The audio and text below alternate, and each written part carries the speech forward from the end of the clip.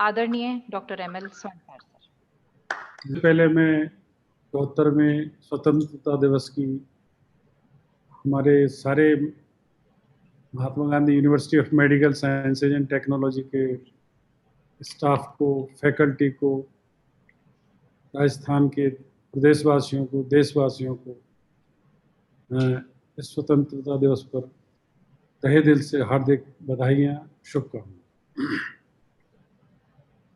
सबसे पहले मैं आज डॉक्टर रुस्तम फिरोज सोनावाला को याद करना चाहूँगा, जो हमारे चेयरपर्सन, पहले चेयरपर्सन थे, चेयरपर्सन रहे हैं।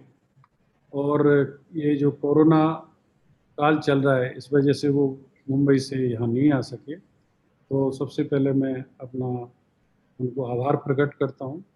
उनकी ब्लेसिंग्स हमारे साथ हमेशा रहें और आगे भी रहती रहेंगी, और ये समय भी निकल जाएगा। The way he has guided me and this institution will ever be grateful to Dr. R. P. Sonowalu. I will also like to remember Dr. Hari Gautam, who is the first Vice Chancellor of this university and who laid the foundation, strong foundation, for how to run university ethically. And because of his age, because of his sickness, he is not in the office, but he is at home and watching the whole program. So I wish him speedy recovery and good health and continue to bless us. I wholeheartedly congratulate our Vice Chancellor, Dr. Sudhir Sachdev, who has been with me for last 30 years. As soon as he passed out his MD from SMS Medical College, right from Jaipur Fertility Center within a year, until today, he is right and left with me. His integrity, his loyalty, and his dedication to the work is unparalleled, and he is one of the pillars of this university.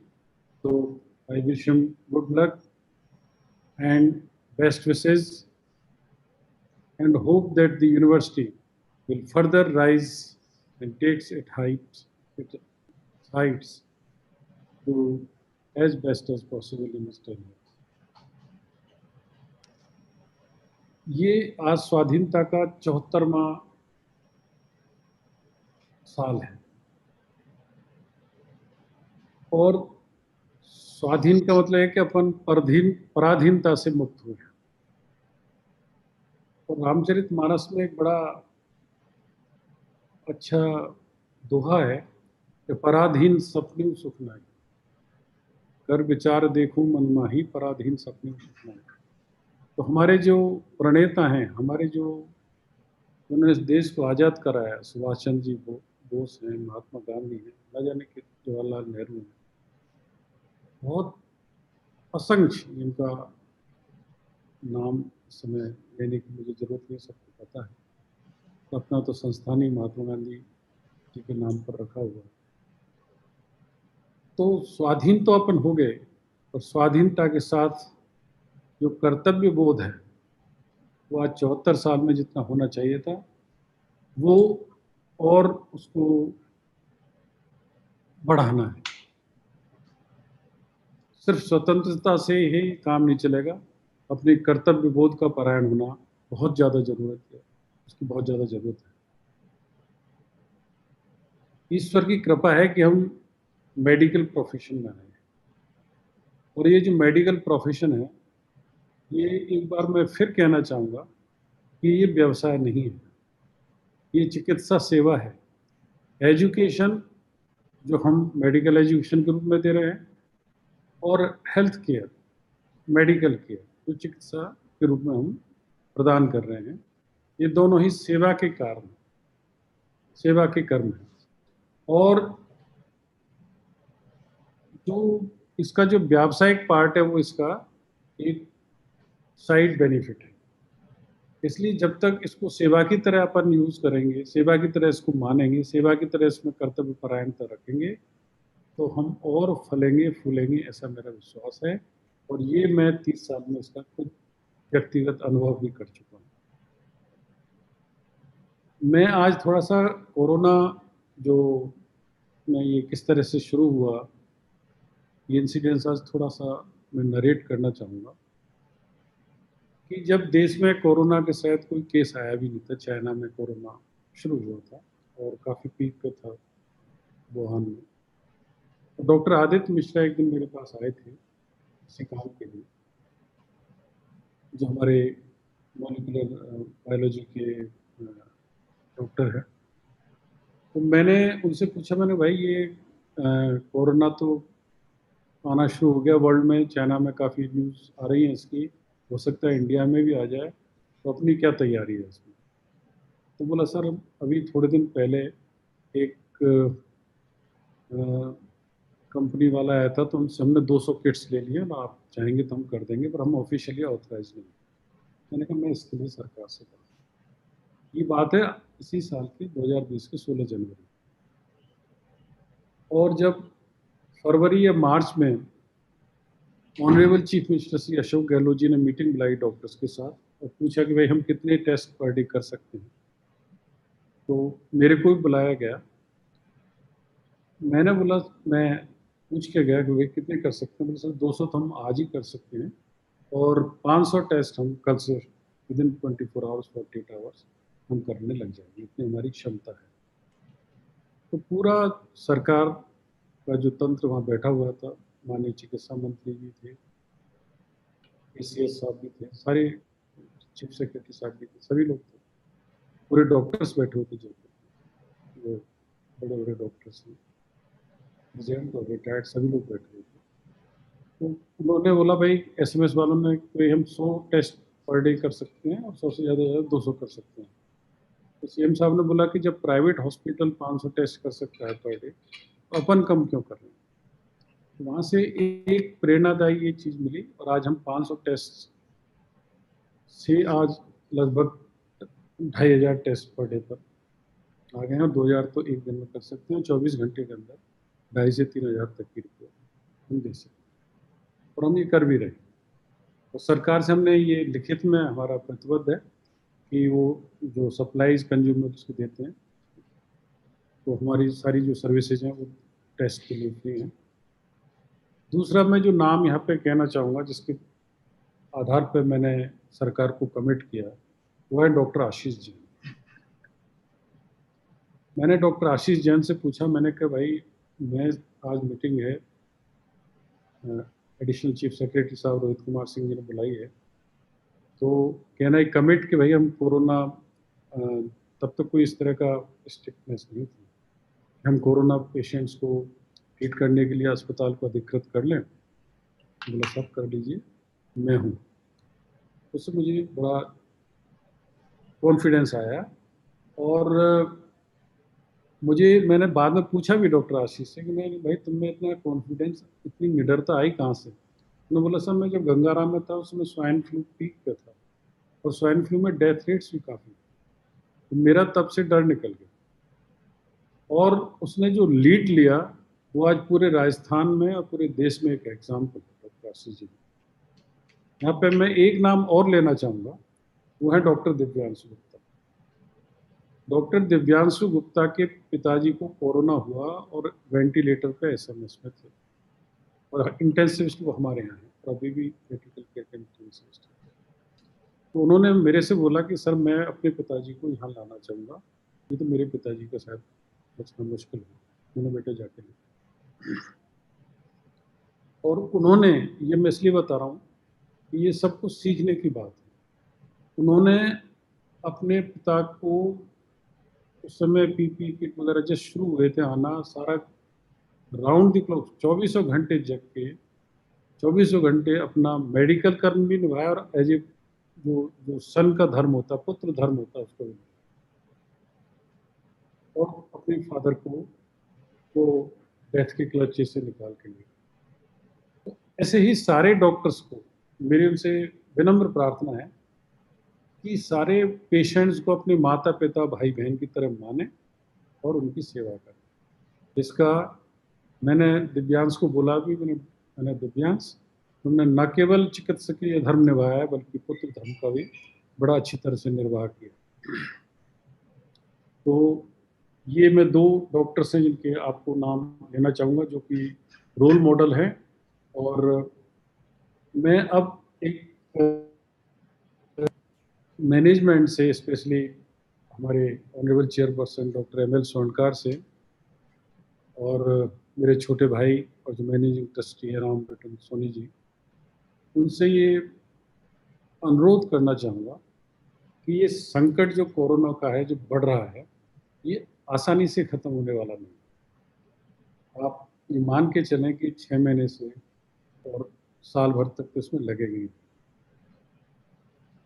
इस दौरान अभी लगातार 5-7 दिन से मेरे पास patients के phone आते हैं, शायद आप लोगों के पास भी आ रहे होंगे कि हमारे पास आईसीयू में जगह नहीं है, जबकि हमने लगभग 300 पेशेंट्स की फैसिलिटी क्रिएट कर रखी है। प्राइवेट रूम्स नहीं है, प्राइवेट रूम्स कम है, कोई बात नहीं, जनरल वार्ड में पेशेंट वैसे, और आईसीयू फैसिलिटीज़ को बढ़ाना और जरूरी है। तो जो जनरल वार्ड्स हैं, तो मेरा इन से, मैनेजमेंट से और डॉक्टर सुधीर से सबसे अनुरोध है, बाकी मेडिकल जो टीम है, कि जल्दी से जल्दी कम से कम 50 आईसीयू बेड्स और बढ़ाएं। इतने पेशेंट्स के फ़ोन आ रहे हैं, भगवान की कृपा से, ईश्वर की कृपा से अपना इतना अच्छा नाम हो रहा है, इसमें एक पॉजिटिव मैसेज सोसाइटी में जा रहा है। हम वास्तव में हेड ऑन इसको लिया है, और इसका मुझे लगता है कि ईश्वर की तरफ से अपने को बहुत ज़्यादा आशीर्वाद मिलेगा, ऐसा मेरा मानना है।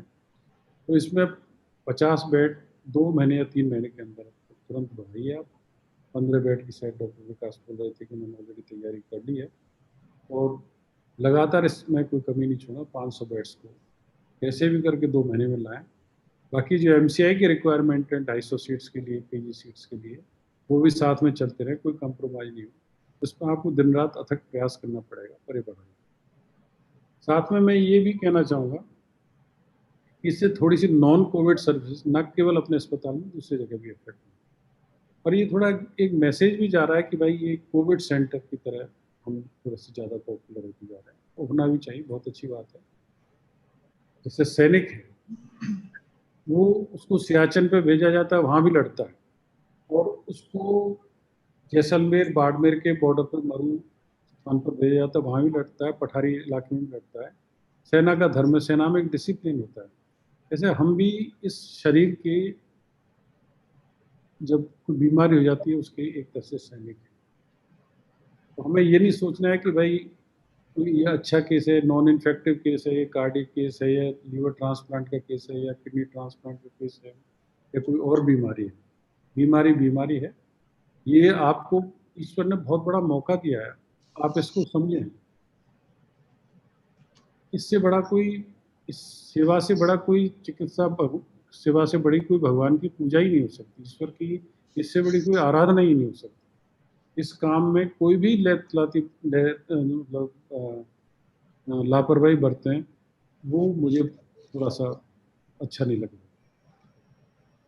तो ये मेरा आपसे अनुरोध है कि नॉन कोविड जो डिपार्टमेंट्स हैं, वो सारे डिपार्टमेंट्स अवेयरनेस जो प्रोग्राम है उसको एग्रेसिव तरीके से बढ़ाएं।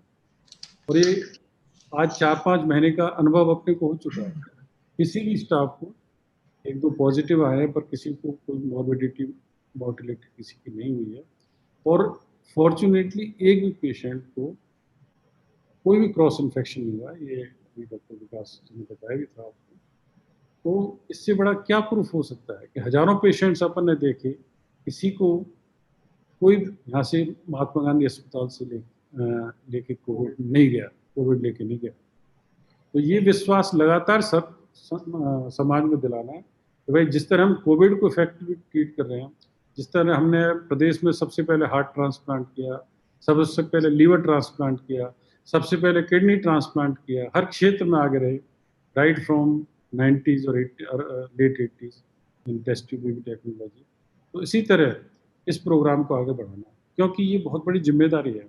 हमारे यहाँ सैकड़ों हजारों बच्चे पढ़ रहे हैं, प्रिंसिपल साहब, डेंटल कॉलेज के, मेडिकल कॉलेज के वाइस चांसलर साहब, चांसलर साहब, सब सुने इस बात को अच्छी तरह। इतने बच्चे हमारे यहाँ पढ़ रहे हैं, उनको डॉक्टर बनाना है।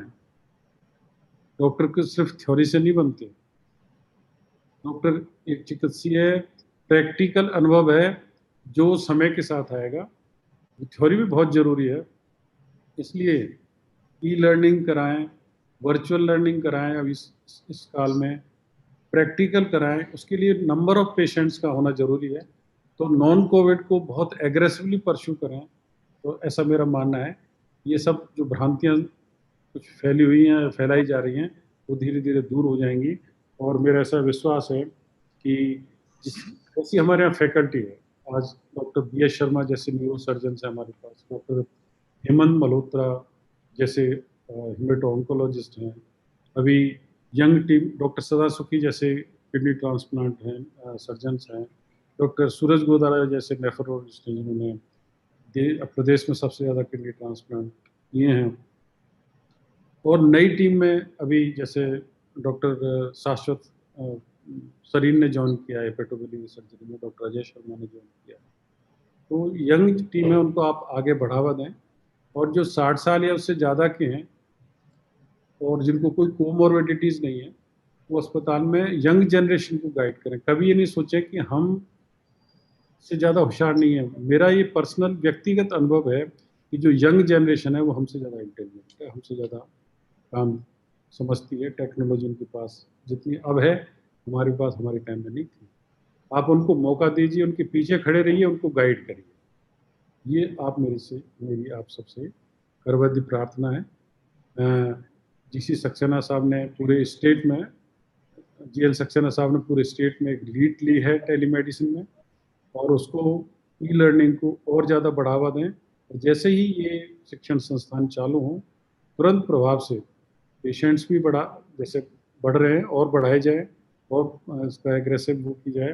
तो सारे डॉक्टर्स अपने जो सीनियर डॉक्टर्स हैं वो अस्पताल आएँ, कोई चिंता नहीं करें। आप अवेयरनेस जानते हो, आप लक्षण भी पहचानने लग गए, इतनी कोई चिंता वाली बात इसमें है नहीं।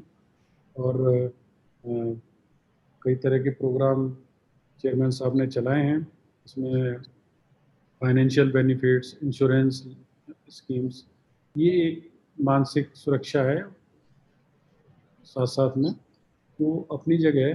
पर यदि आप अर्ली डिटेक्शन कर लेते हैं तो मेरे हिसाब से किसी भी डॉक्टर को, नर्स को कोई चिंता करने की ज़रूरत नहीं है। तो अच्छी तरह पेशेंट्स का इलाज करें, ऐसी मेरी सबसे प्रार्थना है। दूसरा जो मैं आपसे कहना चाहूँगा कि जो क्रिटिकल केयर पे अभी कोविड में जो भार आ रहा है, जो हैवी लोड आ रहा है, उसके लिए जो आईसीयू में पेशेंट भर्ती है उसको तो डॉक्टर आशीष जैन और डॉक्टर आनंद जैन, दिव्यांश जो उनकी टीम है वो देखे, क्रिटिकल केयर और एनेस्थीसिया वाली। बाकी जो पेशेंट्स वार्ड में भर्ती हैं, प्राइवेट वार्ड में भर्ती हैं, उनको department of medicine, department of respiratory medicine, emergency medicine, even surgery, ENT वगैरह डिपार्टमेंट के जो रेजिडेंट्स हैं, यंग डॉक्टर्स हैं, वो देखें। बेसिक इसमें कोई बहुत ज़्यादा वो नहीं है, ये केयर करने वाली बात है। तो उनको वो संभालें तो इससे लोड भी घटेगा। और हमारा ये एम होना चाहिए, मैं सरकार के पास भी जाऊंगा, मैं उनसे अनुरोध करूंगा सरकार से कि भाई जो आपने 4,000 रुपये रखे हैं आईसीयू के विद वेंटिलेटर, इससे आप चाहो कि मॉर्टिलिटी को जो आप लेस देन 1% या 0 पे लाना चाहते हो, तो वो पॉसिबल संभव नहीं है। तो ये चीज़ें हैं, वो हम सरकार से अनुरोध करेंगे और कोशिश करेंगे कि वो उस चीज़ को रिवाइज करें।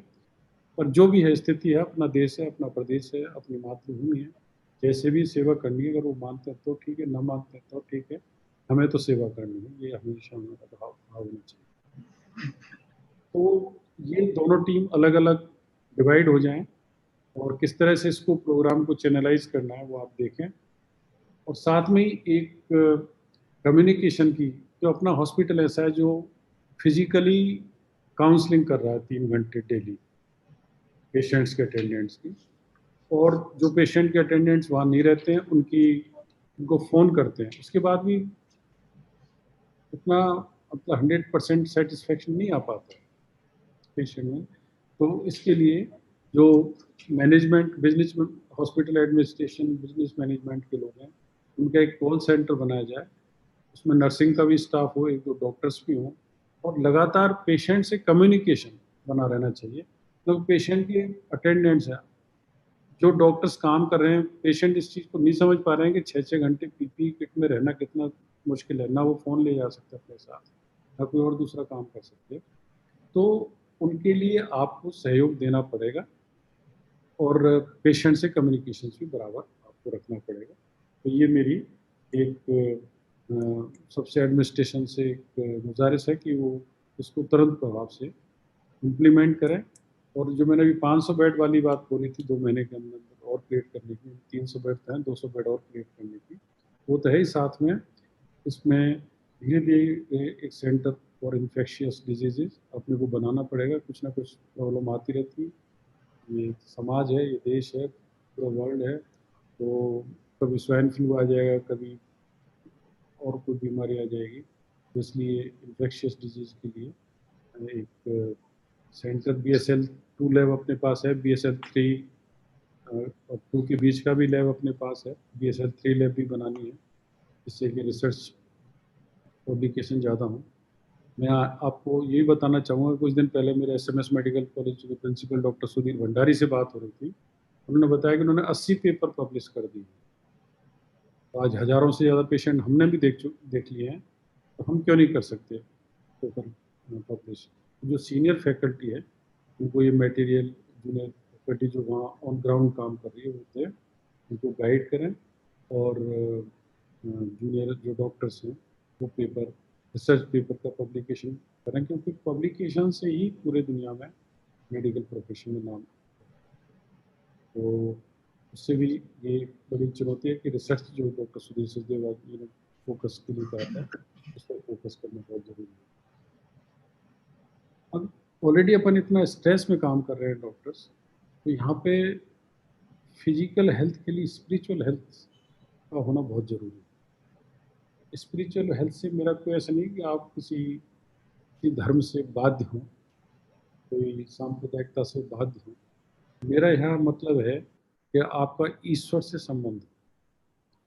ईश्वर से संबंध होने से क्या होता है, यदि आप मेडिटेशन करते हैं, योग करते हैं, प्राणायाम करते हैं, डीप ब्रीदिंग एक्सरसाइज करते हैं, तो उससे न केवल आपका cardio respiratory, cardio pulmonary, cardiovascular और ऑर्गन्स सुदृढ़ होते हैं, बल्कि जो ब्रेन में के जो फंक्शंस हैं, मेंटल, हायर मेंटल फंक्शंस हैं, उनसे जो सीक्रेशंस होते हैं उन पर बहुत बड़ा प्रभाव पड़ता है। क्यों, स्ट्रेस में एड्रेनलिन, जैसा आप सबको पता, अपन डॉक्टर्स हैं, स्टेरॉइड्स हैं, उनका सीक्रेशन ज़्यादा हो जाता है और फिजिकल मैनिफेस्टेशन उनका तरह तरह की बीमारियों के रूप में होता है। तो स्पिरिचुअल हेल्थ के लिए आप